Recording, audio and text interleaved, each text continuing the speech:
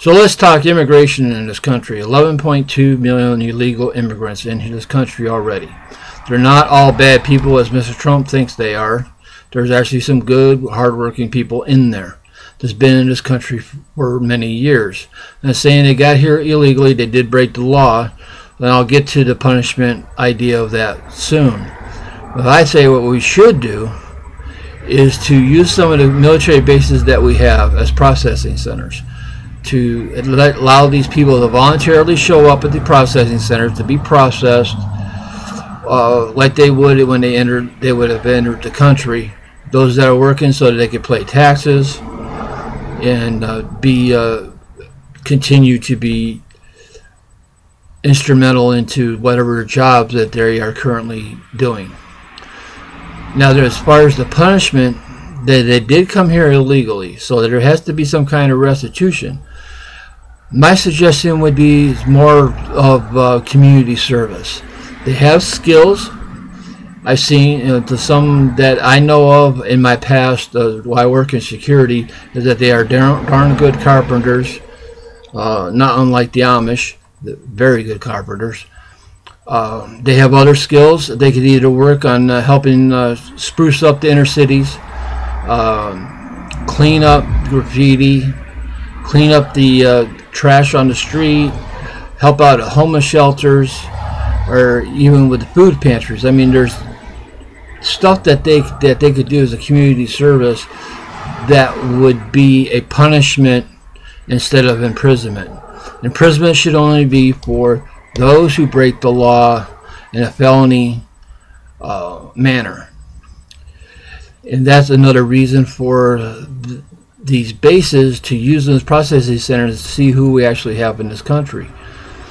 Now, they're be coming in voluntarily. For those that don't want to register voluntarily, those would be used for the enforcement process to forcibly bring them into the fray and find out why they didn't want to voluntarily work with them, each individual, in an individual basis. You cannot throw a blanket over these illegal people who came in and just say they're all I won't even say it, but we'll refer to Donald Trump what he thought they were.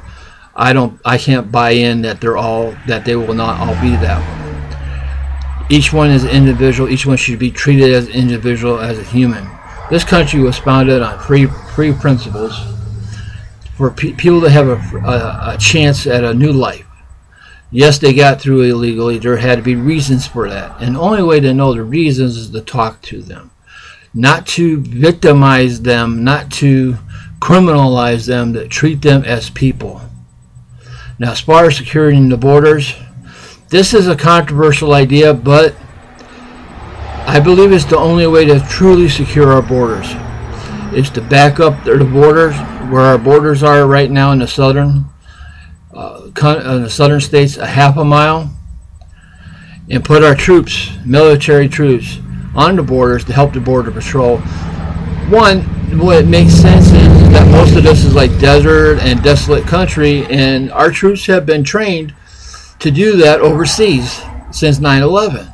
Why not put their skills to work to help with illegals coming over? If they know that there's an armed presence, a military presence on the borders, that may derail a lot of them. The hardened ones we would have to go after legally and through other resources to eliminate